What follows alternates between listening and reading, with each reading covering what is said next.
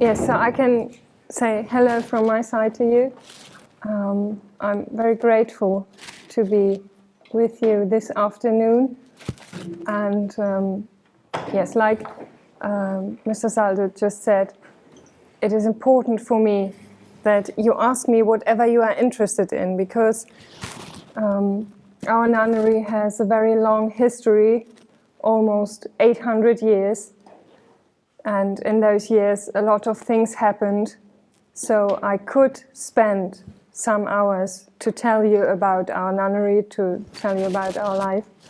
But I wouldn't know in the end if I have touched any subject you are interested in. So I always, when I talk to groups, I always insist of people asking me whatever they want to know. So I would just like to encourage you to ask me whatever you like.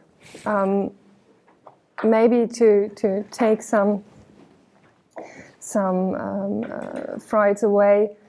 I often talk to people. It's one of my major tasks here in Marienthal, because I am responsible for the guests. So I spend up to 80% of my time, my work time, to tell people who we are, what we are doing here.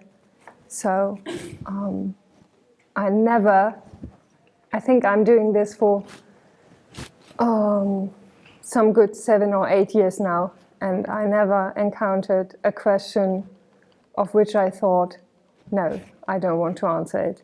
So just to encourage you to ask me whatever you like to know. Maybe a little bit from myself. As you know, my name is Sister Anna. I am one of the youngest nuns here in Marienthal. I came here 12 years ago just to work, just to do an internship for 3 months, and then go back home to Berlin, where I come from. And yeah, it's like God works. I just found this life as a nun so interesting that I stayed and entered the convent 11 years ago. So I had a lot of works here, and right now I'm responsible, as I said, for the guests, for the novices, to teach them our life. And yes, sometimes I work with groups, so just short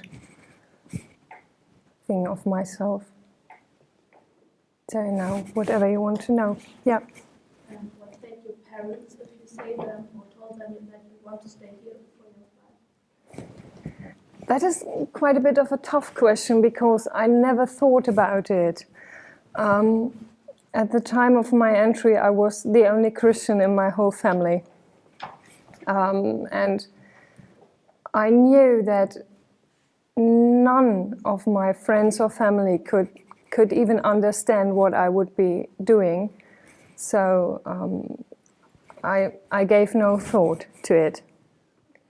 I always told myself that the most important thing for a family is that the daughter, niece or sister or whatever gets happy with her life. And I thought, if I enter here and it is the right thing I'm doing, then I will be happy and they will know it. And that was the only thing I cared about. So, and I think right now everyone agrees in my family. Of course, it's a bit difficult for them, because we have rules for the contact with our family, so we can see them once, and every second year we are allowed to go home for 2 weeks. And every sister with a black veil, so that's me included, for a few years now, is allowed to call the family on special occasions. You know, if someone is celebrating birthday or anything, then we are allowed to call. But otherwise, we simply don't have the time to speak or to communicate with our family. And that could be a bit difficult for everyone.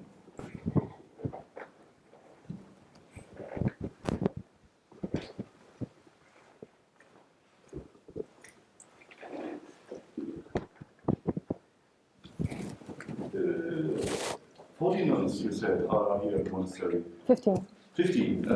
What are you exactly doing? A monastery normally produces something, or not always, I don't know. No, even if every monastery is obliged to keep themselves up. So we have to work for our living here, like anyone else in the world. And that's what we do. We would like to produce our own living, our own vegetables for the life or anything else we need, but that's not possible because of our 15 members. Most of them are above 70 now, so they simply can't work anymore. And our main task here in Marienthal is to pray for the world, for the people, for anything that's going on here. And that's what we spend most of the day with. If we count it together, we spend 3 or 4 hours a day singing the core prayers. Additional to that, we spend a good hour of our day with private prayers. You know, rosary, anything, reading, 5 or 6 hours with work. Every sister has her station where she works and her task, and the rest of the day is some sort of leisure. So we live after or by the rule of Saint Benedict. It's called ora et labora, work and pray. Or pray and work, that's the order, pray and work. The prayer is more important. And the work is just there to interrupt the prayer. Because when this rule was written 1,500 years ago, Benedict knew that there were 2 things absolutely dangerous for nuns and monks. And that is, 1, if they don't have to do anything at all. I don't talk about leisure here, I talk about boredom. And the second one was if they do anything too long. Because if you spend the whole day with praying, you forget to work and you will not concentrate on your prayer. You will just read what's in the book or just repeat what you know by heart. And if you work too long, you forget to pray. And if you rest too long, you get lazy. So Benedict separated the day and some sort of scheduled it from getting up at 4 o'clock in the morning to lie down at 9 in the evening. So everything changes from prayer to work to rest, prayer to work to rest. So it's like in school, very calm. Yes? Are there only 15 nuns because this is written 15? Or can there be more if there are people who want to come? There could be more. Depends on. Our house is built for 40, so we could take a lot more. But there were researchers back to the 17th century, and they said that the major part of the time our convent always had between 25 and 35 nuns. So the highest number of nuns was shortly after the Second World War, where there were 61, but that was far too much. Because then some of the nuns had to live together with another one in one cell. and that's not the thing, because you need some privacy in this life. So everyone is up to have her own room, and we could take 40. Because I saw that the building is so huge, I was wondering It is. why only 15? There is so much space for many more. Therefore, I will ask that question. It's Yeah. quite interesting. And another question, or something what I find very, very interesting. Here I met the first time in the dialogue in London, and to say that you're a believing Christian as well, you're trying to practice it and form as a nun as much as possible.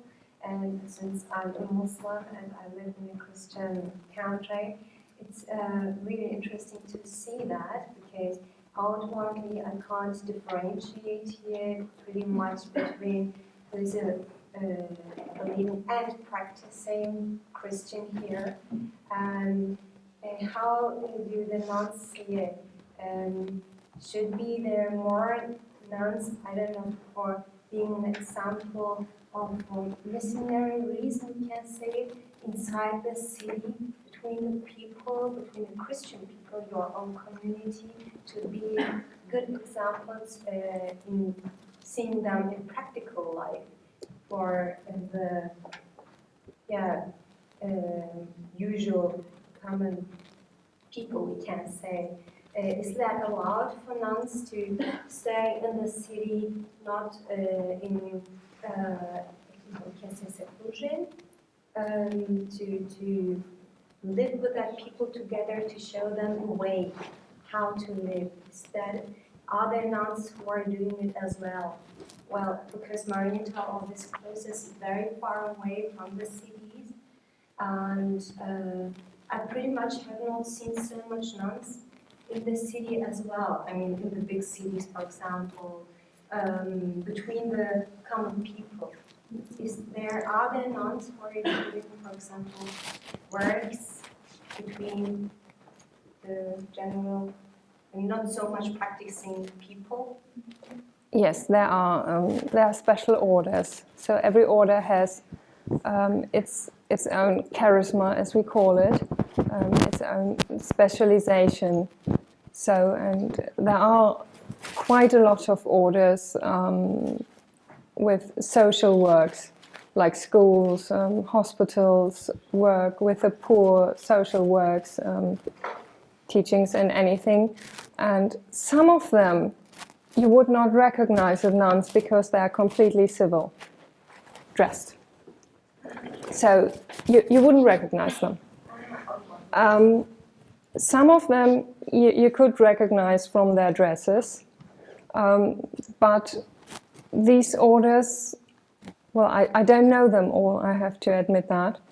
And some of them are actually dying because when they were founded some 200 years ago, like the hospital orders or the school orders, it was necessary to become a nun of this order to do the work. And now it isn't. So you can work in a hospital as a nurse without necessarily become a nun. And you can teach children without necessarily to become a nun. So the work developed. So these orders, some of them are retreating, not all of them, but some of them. And orders like the Cistercians or the Benedictines or some other contemplative orders, they're sort of timeless, so you always need prayer. So, but that's one reason, for example, why we kept our habit as it was since the medieval ages, because we had no reason to change it. We never had, we had a school, but there was back in former times, and just for 100 years. We had a nursery home, but also just for some 60 years. So it's all gone now.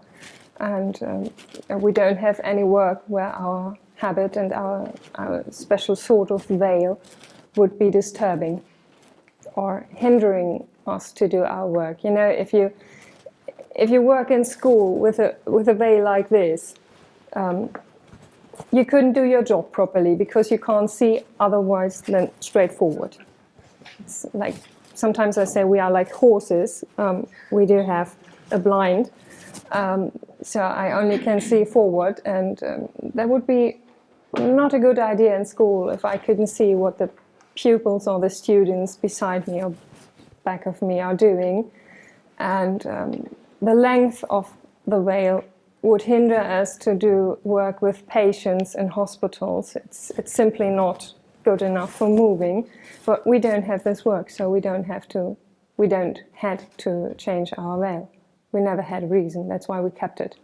But we are one of the very few nunneries of our order who had kept this sort of veil. So some of them who have school or hospitals had changed it to a light form. And it's churches have nuns inside the public church in Yes, some of them. Not usually. No, because most of the orders who works in cities don't have an own church. Okay. So if they do, you wouldn't see them in a parish church. If they don't, you would see them in the next parish church.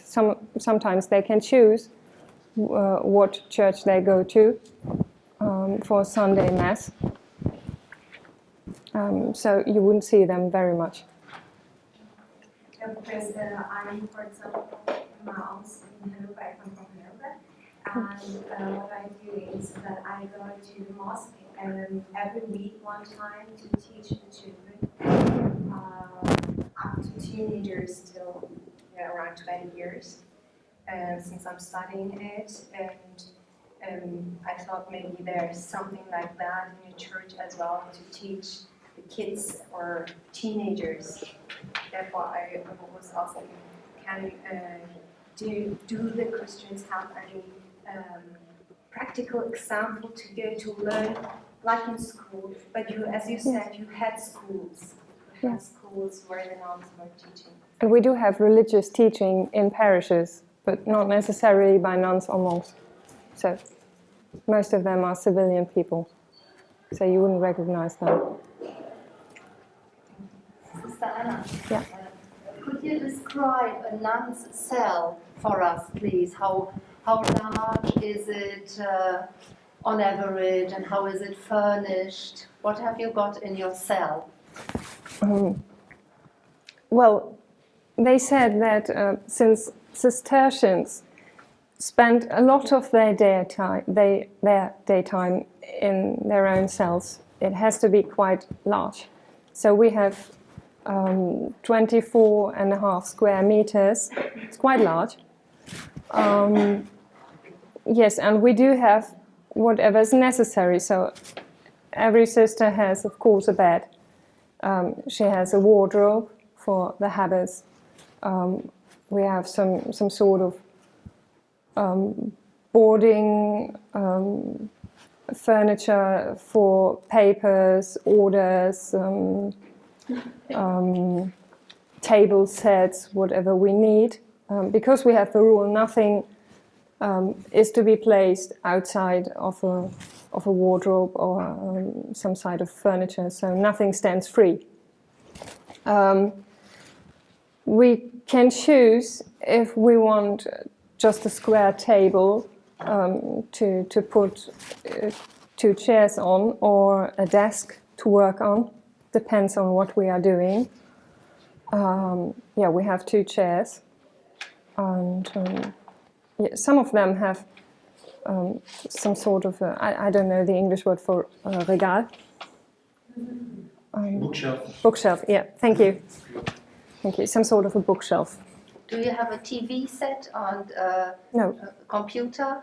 Some of them, if they need a computer and, for example, internet for their work, they have it. If they don't need it, they have no access. A radio? Some, yes. Yeah. Our elder sisters, for example, they have some sort of a TV monitor because if they are too sick to come to Mass, they can follow it on TV. but they can't watch TV like channels, so it's just that. Do you have your own bathroom, shower, or Yes, we do. every sister? Yes. And what is your work? What do you do? Well, it's some sort of usual housework. So we have a sister in the kitchen, working in our meals room where we come together to eat. Refectory, we call it. We have a sister who's responsible for every textiles for our own clothing, for the textiles you need in church, for the priest or the altar, whatever you need. One sister is responsible for the sick and elders, so of course she's one sister and we have a lot of sick and elders, so every one of us is helping her with something. One sister is responsible for our economics and for the redecoration here after the flood. So she has a lot of work, and she doesn't have a help, so she has to do it on her own. Our abbess is responsible for everything. We have a librarian. One sister is responsible for our archives and for the guiding tours. She's great because she knows everything about our nunnery here. Yes, so every sister has her own place. Our eldest, she became 92 this year, and for a very long time she was at our door up in the abbey. But now she got too old, so she can't do it anymore. We have to find someone new. So, which isn't that easy. How many novices do you have? And can you explain what a novice is and how you become one? Right now, if you go strictly by the term, we don't have a novice, because a real novice, you are only 1 year. We have a junior sister right now who took her first vows right about 1 year ago. And usually if you enter the nunnery, you have 6 months up to a year where you're simply a candidate, as we call it. You live with the sisters just to get acquainted with the life, and you be completely in civil dressing. If you choose to stay, and if the abbess says, "Okay, it's all right, we can try it with you," then you become a novice. So you get the whole nunnery dressing, the whole habit and the veil, but you will be completely in white, head to toe. And the time of a novice is exactly a year, 365 days. And after that, you take your first vows. They simply are restricted to 3 years. So after 3 years, you either have to go if it's not your way of life, or you can renew them for the rest of your life to make them final. So you take your final vows 5 years after you entered, and that is the space of time you have to prove yourself and to get to know the life. Do you do anything to get more candidates, more No. young women interested in joining your convent? Except praying, no. Because, of course, we have to pray for new sisters. That's what we do every day. But we don't run advertising because it wouldn't make any sense.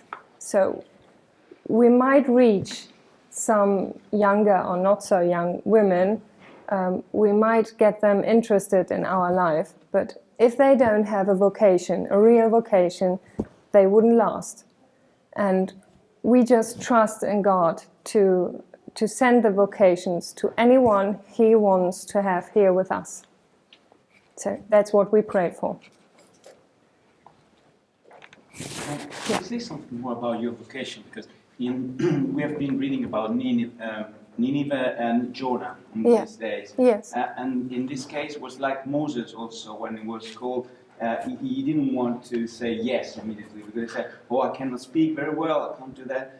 It would be interesting to know if somebody here may have this call. How did you recognize it? Did it take you a long time? Because you said you were here for 3 months working. Yeah. So the fact of coming here was already a call, a vocation. But then it takes a long time to understand why you really wanted to do that. So as you said, there is no sense making advertising, because it's something which has to do with the dialogue with God. Yeah. But if you could say something more about that. Then in the same question, you said you come from Berlin. And I met there a woman called Judith von Halle. Mm-hmm. I don't know, it's quite controversial now, because she was studying at Jesuit Gymnasium in Tiergarten, and she was Jewish origins, but she was studying by the Catholic. And then 10 years ago, she had, how do you say, like Padre Pio and other St. Francis Yes. as well. And this is not recognized by the church, she's still alive.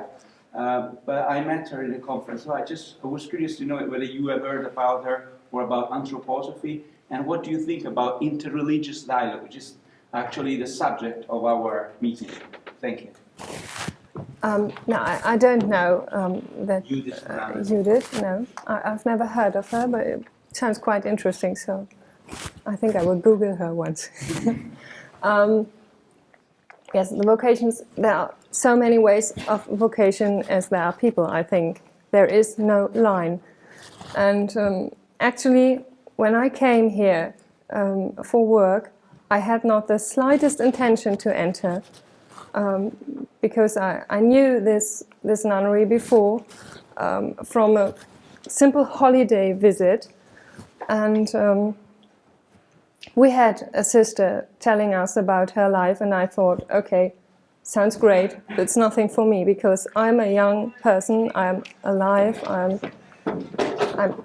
quite a difficult person to live with, and all that she tells sounds quite interesting, but yes, she tells it like, you know, the nuns never quarrel, they're all saints, they pray the whole day, and from, I don't know, crib on, they never wanted to be anything else than a nun. So I thought, no, that's nothing for me. And as I said, I came here, I got acquainted with some of them by the work I did, and I thought, that's it. And there was a priest I talked to, and I just asked him, what am I to do now? And he was like, ask God what He wants you to do, and then do it. And I was really confused, because, you know, asking God what He wants is not the problem. Everyone can do it. But how the heck do you understand the answer? So I really had no idea how this answer would come. And for me, it just came like the feeling, I don't want to leave. That's it. I want to stay. That's what I want to do. And I just did it. And so that's my way. But we also have a sister, one of our elders. She was in the bakery for over 50 years, so she's much over 80 now. And when she was 15, so a young girl, she was thrown out of her birth country. She came from Hungary, but she was German descendant. And in the war, they all were thrown out. So she was sort of a refugee here in Zittau. And when she was 15, she had some sort of a call. She knew that she wanted to devote all her life to God, but she had no idea how and where. And she told her parish priest, and he said, oh, there's a nunnery 20 miles from here, so you just can go there. And she wrote to their best, said she wants to come. She came and she never exited. So, of course, when she hears someone to tell, yeah, we knew the nunnery and we found it beautiful and we fell in love with it, then she's just laughing, because that's so different from what she experienced. So there are a lot of different stories here, and none is like the same. So there's sometimes it's regrettable, but there is no sort of handbook for vocation. You just have to feel it. And I think if you get a call, then nothing else matters.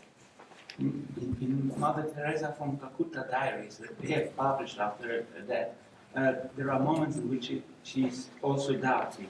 Yes. She's a saint, but she's not sure about her faith. So is it also normal that while you're doing this and you have a doubt, did you ever think, am I doing the right thing? Yes, of course. And maybe, I hope I don't get too personal now, but just this year I met with a lot of young nuns and monks of our order, most of them in monasteries that lead a very strict life. They were Trappists, so that's the very strict reform order of the Cistercians, and I just thought, I am living with a bunch of elder women who have no discipline at all. That was how I felt at that time, because we don't have any strict life. We can have whatever we need, whatever we want, and there are a lot of compromises we do, and I just didn't like them. So I was like leaving, and the only thing that helped me here was the promise I made in 2009, the promise that I would stay here forever. So it could be compared to a relationship between a husband and wife. Because yes. Sometimes there is a problem, but then you decide to stay even. Yes, it is a relationship, and it is living. And the only thing that I always things that make it easier than a relationship between two people is that our partner doesn't change. So we know exactly what he wants from us. We know exactly how he is, and he will never change. And if there's any problem in the relationships, I know that I have to work on me and not he on him. So that makes it easier for us. But it's never an easy life. So there are conflicts, there are quarrels, there are rules you have to keep, but you can also rely on, just as you say it. And I really, throughout all these problems, I wouldn't do anything else. And if someone asks me if I'm satisfied with my life or if I am happy, yes, I am. So, but it's not always cloud number 7. And I think that's good. And you asked for the inter-religious dialogue. I think we have to less of it, because I really like to meet different religions, and I want to know how they live. So I'm very grateful if you tell me that you are living your religious belief and that you teach it, that you give it to the younger people. And I think right in these days, everyone, not only in Germany, but in Europe, everyone has to question and to think over their own beliefs right now, in the situations of all the refugees coming, of all the frightened there is. Sometimes it might seem unreasoned, but I sense some certain fright of being overrun by different religions that are streaming in right now. But I think it's a question to everyone to think over their own faith. And so I think we need interreligious dialogue now more than ever. So what you are doing here is a good thing right now. Yeah.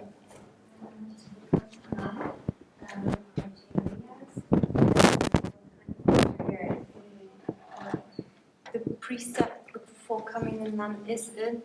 You said it to me, nun. No, again, novice. Novice. Or a candidate? Yeah. Yeah. Exactly. What are the criteria to become one? Are there, criteria which you must have, or is it based on knowledge that you have to study before, for example, memorize the Bible or study like that, or you must be already practicing Christian? What are the criteria to become nun?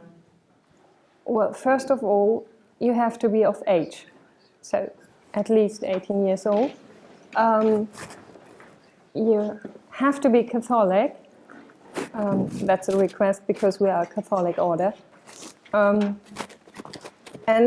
within our nunnery, but that's a specific criteria of Marienthal, you have to have complete sort of an apprenticeship. So you have to be able to do a job. If you have done your A-level at high school, it's not enough. If you have completed a study, that might be good.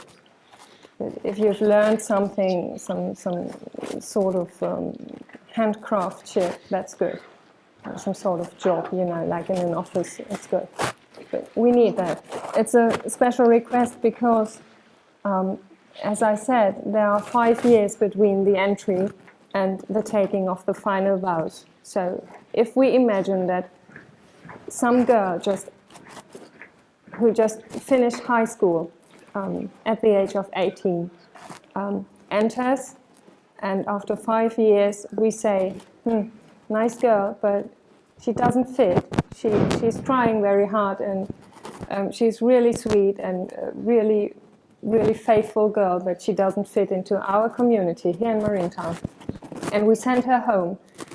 After 5 years, she has no chance on the working market we have in Germany. So it is necessary for her to have a base to build up upon.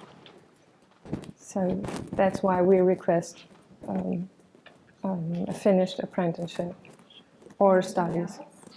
Sorry? Anything else as a criteria? No, that's basically everything, because we see it like everyone who enters is bringing some sort of talent and a lot of potential with her, so that can be developed. And yes, we just, it sounds very, very cheap, but we just take what we get. So we just see what we can do, and if there's anything necessary, we need someone to do, and we could ask her, like, would you be able to do that, to learn that? Then it's okay. For example, in German we say Ausbildung. Yes. Somebody who learned to cut something like that.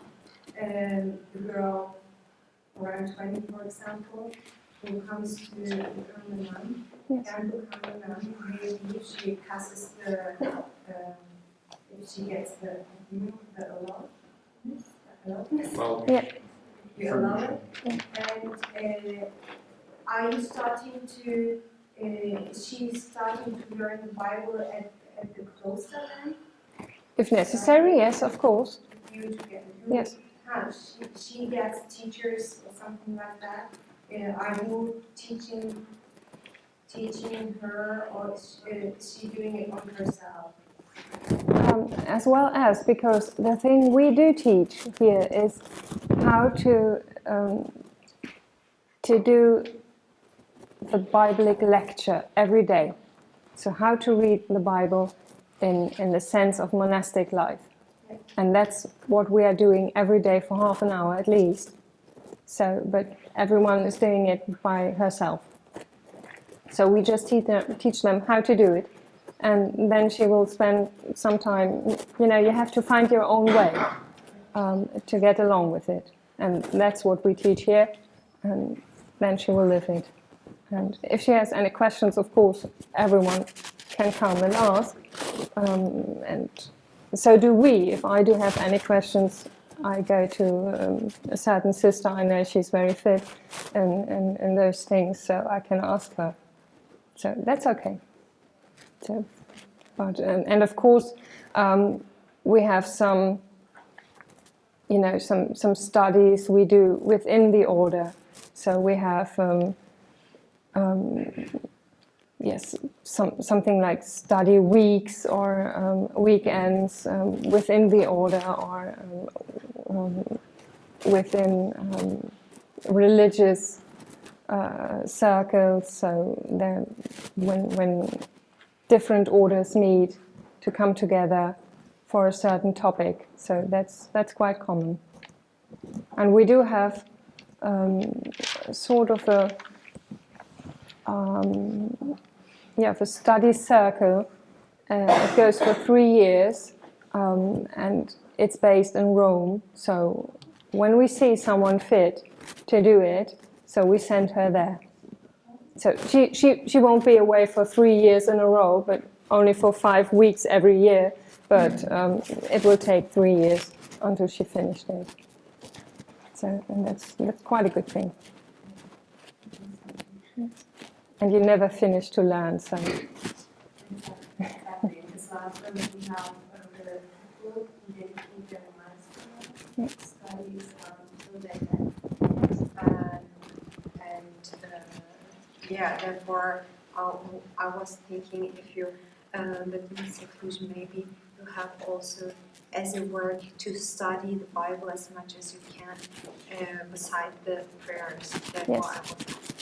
Yes. But you can never finish That's right. to study. Yes, Neither Quran or Bible. It's the same. So you always have to do it, because the whole book always changes.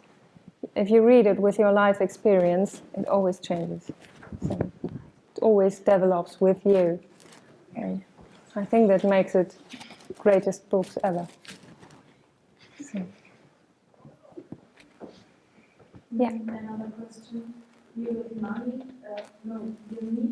for food or some material, and how do you get it? So, get you the money from your jobs, or how does it work?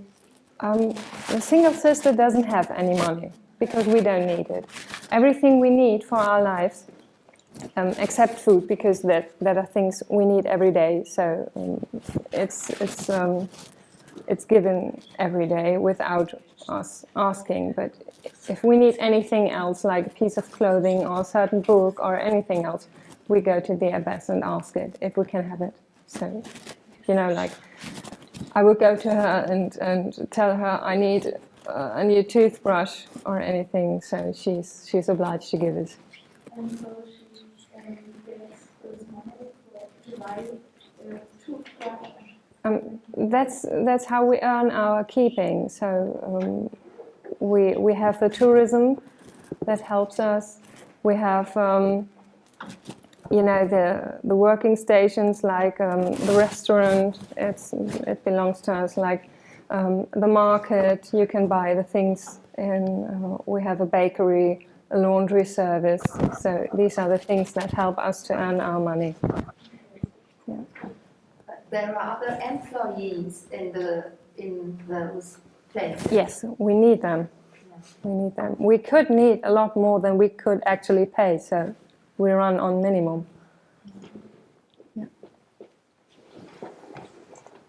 Do you wear any cross or ring as an outer sign of No. your nunnery? No, we don't wear any jewelry. So the only sister who's wearing a ring or a necklace, a cross necklace, is our abbess.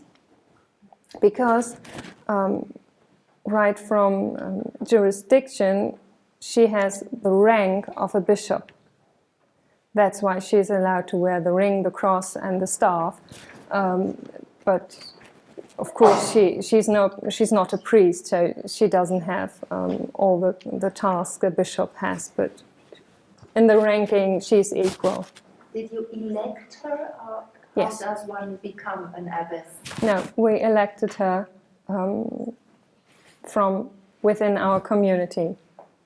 So, and here in Marienthal, we don't have the edge of 75 for her to stop. So she could do much longer, as long as she's fit. How old is she? She's 74. Okay. So, but I hope she will do much longer because she's a great at that. But it's a really hard job. So it's outwardly it seems like the ultimate step of career you can do in a nunnery, but that's nonsense because it's the one job no one wants to have. You are responsible for everything. You have to be there for everyone 24/7, and you have to satisfy every wish and to keep the balance within all these different sisters, and it's something that I wouldn't like to do. So, and I think I'm not the only one, but she's great at it. So we always pray that she will be very healthy for a long time.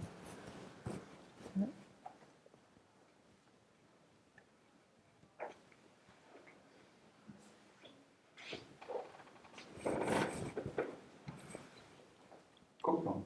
Stunde ist ungefähr um, deswegen gucke ich auch mal.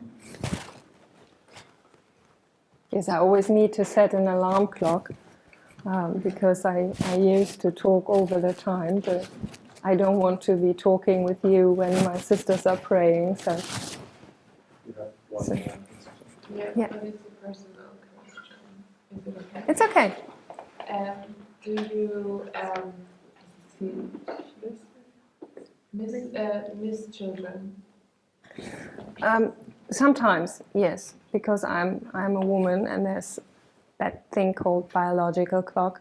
But that's the only thing that makes me miss children. So it starts perfectly and it's over in some days, so it's okay. So I wouldn't give up my lifestyle for that. But I think I will have to deal with it for another 25 years or so. I don't know. But yeah, I'm completely satisfied with having 3 sisters. 2 of them are married. One of them actually has 2 children, and she's pregnant again, and another sister's pregnant too. So there are a lot of children in my family, or there will be. So that's good. So.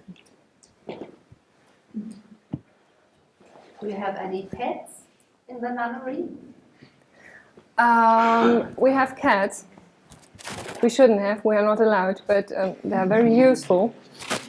And actually, we have a very, very faithful cat who loves to be in the church, sleep in the church bank, and if no one sees him, he loves to sleep at the steps of the high altar.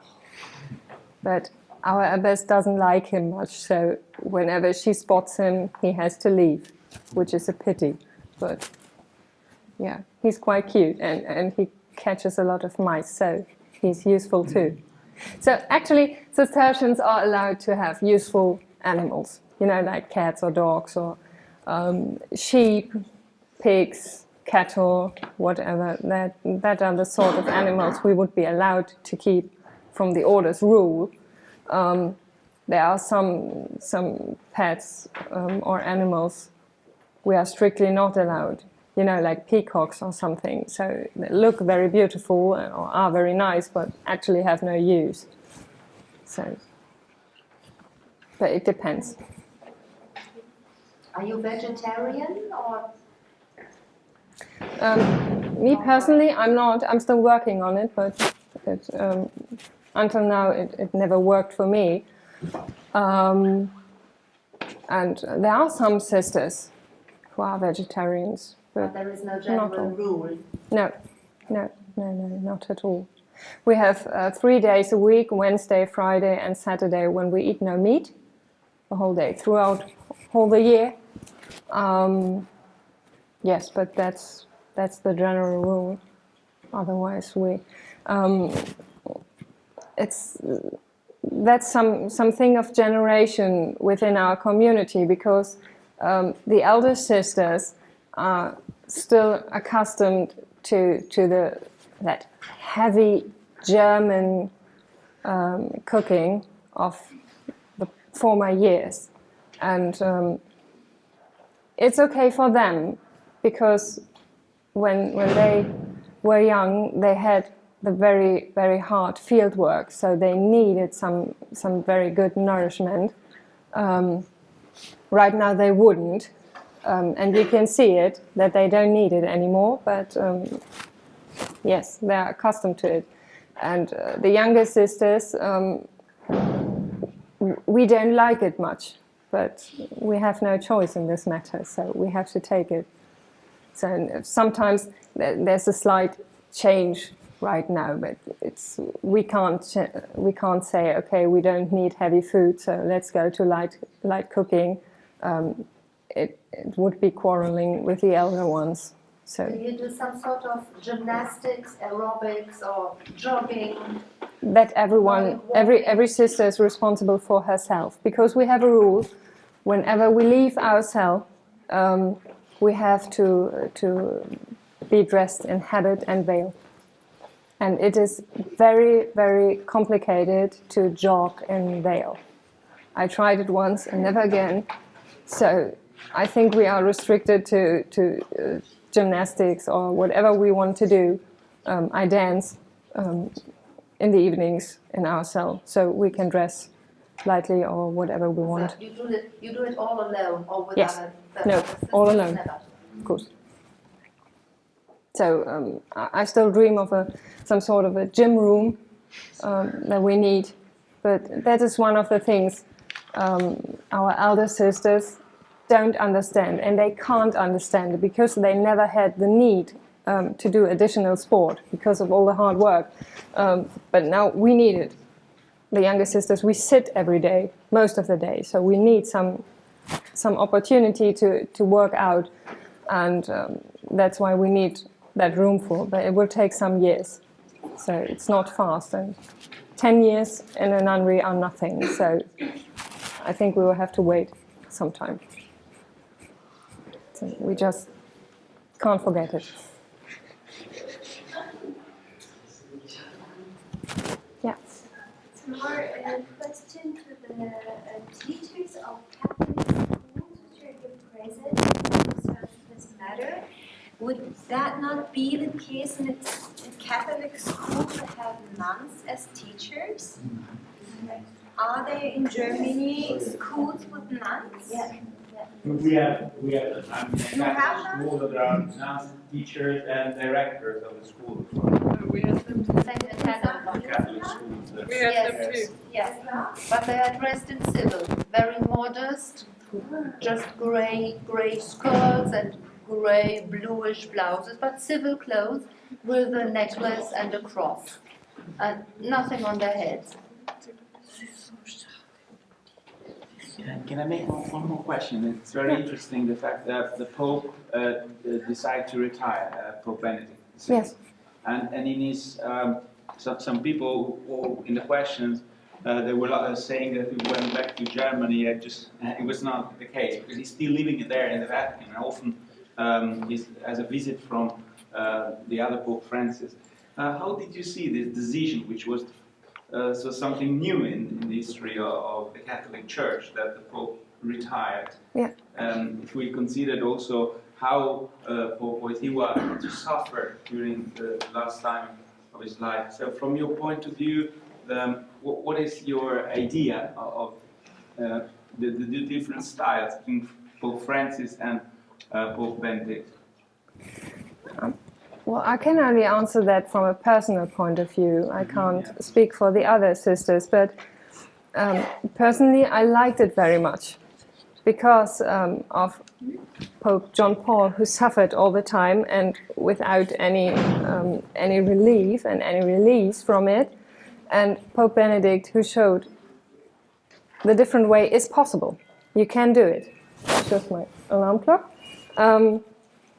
So it's no problem and it's no shame. You can do it. So that, I think that was what he was showing, and I liked it very much. So just to show the world, whatever the Pope decides to do, it's a personal decision and no one has the right to question it. You can do it either way. So I think it was good. And I think it was time for Francis. So, but I also like the following of the three popes. You know, John Paul, who gathered all the young people, and Benedict, who taught them the depth of Catholic beliefs, and now Francis, who takes it from a different angle, but still has those young, educated people. So I like it very much, and I'm very curious how the whole thing will turn out. So there was a fun story. Maybe I can tell it even if it doesn't have anything to do with the subject. But when Pope Francis was elected, it was in the evening. We were praying our compliance, and the priest that we had here for the time, he just came, waited to the end of our prayers, and then he said, "And your Pope was elected, you need to ring the bells." And we said, "There's no need, because if we do it now, the people won't recognize it, because after compliance the bells ring anyway." So I found that very funny, because he insisted for us to ring the bells, and it made no difference to everyday else. Your English is perfect. I've been living in No, it isn't. No, it is. Thank you. It sounds like English, Greek English. Have you ever spent some time in England? I have, and I always try to cultivate it. So I read it, and sometimes I watch English movies. Or I'm always happy if I have the chance to talk to people. So I like the language. Now you have to listen my bad English. Thank you very much. Thank you.